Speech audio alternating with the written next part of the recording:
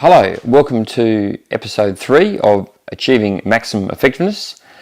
This week we're going to talk about public speaking, which I know is a big fear for a lot of people. So stick around, I'm going to give you some top tips that I think will really help.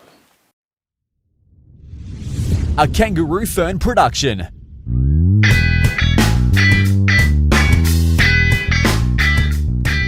Hi, welcome to Public Speaking. I'm Paul from Personal Best.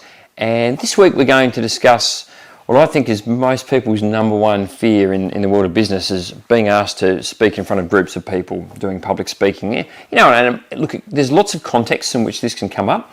It might be you're asked to give a training session for your peers. Maybe you're asked to do a presentation for the board or for in a group. Maybe you're being asked to deliver a little talk at a conference, and look, it might only be 10 minutes, might be an hour, but you're thinking about all those people looking up at you, and you're worried that you're not going to be any good, and you're terrified about how it's going to go.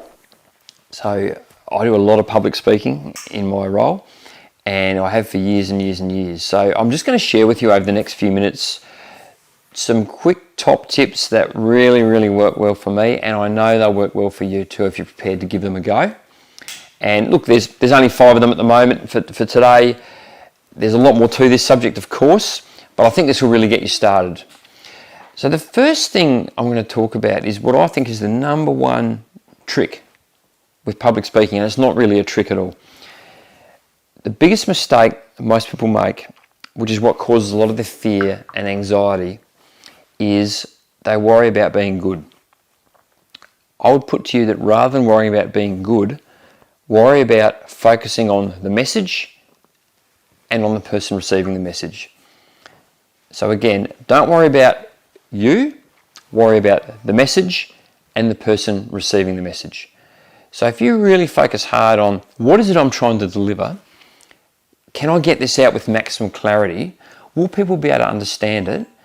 And I really care about these people that I'm talking to. I really want them to hear what I have to say because it'll really benefit them. You'll be amazed how much that frees you up in terms of, I have to do this and I have to do that. Now, don't worry, I'm going to give you some other tips as well that will make you look and sound good. But if you put all that aside, if you think about your normal life and maybe just chatting to your friends at a social function, maybe it's at a barbecue or who knows, you might be catching up with them at the movies or you're going shopping. You always sound good, you always look good. Because you're just chatting, you're relaxed, you're talking about something that you know about, and you are caring about the people that you're talking to. This same thing is what translates really well into public speaking. Focus on the message and the people that you're talking to, and it just seems to work. Even if you flub a few words or you stutter a bit, like I'm no doubt going to stutter a bit in this video and make a few mistakes as well. But it doesn't matter, because people don't care about you being good, they care about what they can learn from talking to you. So that's the first one. Now let's talk about what makes people sound interesting. Variety. If you're able to vary your volume, your tone, your pitch, and your pace when you're talking, it will just make you a little bit more interesting to listen to. So by volume, I mean how loud or how soft you talk. Pitch is high and low, and again, it's what's appropriate when you're talking. So naturally, we have different pitch inflections in the way we talk. So you don't have to sort of deliberately talk, but by using different levels of pitch, you sound more natural, just like you would when you're talking to someone, as I said, in a social event.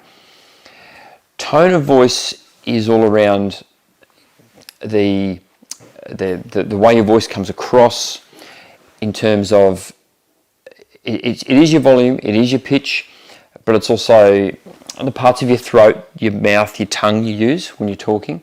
And again, not to overthink it, but the more variety that comes into that speech, the more it'll be interesting to listen to from an audio point of view. And the last one is pace.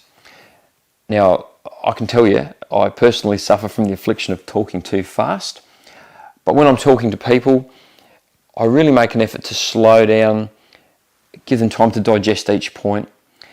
And don't worry, when I'm up talking in front of people, say doing a conference keynote, I get excited, I get into what I'm talking about, and and I can rush what I'm saying and I can hear myself doing it, but that's okay. It's not the end of the world. I'll just stop, pause, slow down, and you can seed that in. So if you're emphasizing certain points, you can stop between each point to get the message across a bit more. When you practice this sort of stuff, it can seem artificial, but it comes across really, really well when you're talking to groups of people, I can absolutely promise you. Okay, the third area, so I've talked about your voice and mixing that up. The third area is being visually interesting. Now, does that mean you need to have a 400 slide, fully animated PowerPoint presentation going behind you when you talk to people? No, it absolutely does not. If you've got that, that's cool. But being visually interesting is all about giving people something to look at that has a bit of variety to it. So for example, using hand gestures to indicate certain things. You might be talking about company results, and you can use your hands to describe an improvement in performance over a period of time. So simple little things like that work really, really well. If you do have visual aids, they're absolutely fantastic to use as well. Colour's great. Animations are good, but if you don't have them, again, it's not a problem. You can walk up onto a stage with a blank piece of paper and a marker, and you can illustrate certain points by drawing shapes, graphs, even if you've got terrible handwriting like me. It just gives people something different to look at. If you're able to, you can vary where you are on a stage, so you can walk from left to right. You can, if you have a chair, you can sit, you can stand. A great thing to do is as you progress through a talk, let's say you're talking about a topic for 10 minutes, you can start sitting and then you can move to a standing position, and then from standing you can move to walking around. So these are all things you can do. It just becomes visually interesting. People are looking at different stuff all the time. Fourth tip, this is a really good one too, and one I've definitely lived, and maybe some of you have too. Always assume your technology won't work and the time you're given to talk is going to change. And what I mean by that is, from the time frame point of view, I'm preparing a half-hour talk. I've been told I've got half an hour. I get to the conference or the meeting where I'm going to talk, and they say, "Hey, Paul, look, really sorry, but our previous speaker ran over time. Can you get through your talk in 15 minutes?" Now, that happens to people all the time. My general rule of thumb is, if you're going to do a presentation, it might be a sales presentation, it might be, like I said, a presentation to a boardroom, have whatever time you've been allocated, have that version, and then have one that's half as long, and then have one that's 5 minutes. And if you can do your presentation in each of those versions, you'll be able to cope with whatever comes along. In terms of technology, assume the PowerPoint won't work, the laptop won't work, the books that you had prepared didn't get to the people who were supposed to get them for whatever reason. Just assume that's going to happen. And that way, if and when it does happen, which realistically is maybe one time in 100, but it does happen from time to time, if that does happen, then you can handle it. It's not perfect, it's not ideal, it might be mildly annoying, but you can still get through your presentation. Remember, your PowerPoint's not important, your workbooks aren't important, your colourful handouts that you had aren't important. What's important is the message and the people that you're delivering the message to.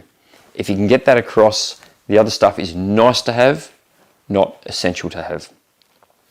Fifth tip, practice. Particularly if your talk is something that you aren't going to give often, but it might be a one-off presentation that you have to give, you're only going to get one shot at it. So my advice is practice it a lot before you do it. Who do you practice it in front of? The mirror.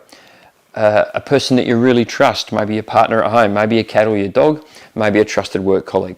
Practice, practice, practice. The more you practice it, the better you're going to feel, because you are going to be a little bit nervous when you do the presentation, and that's okay. In fact, it's perfectly normal.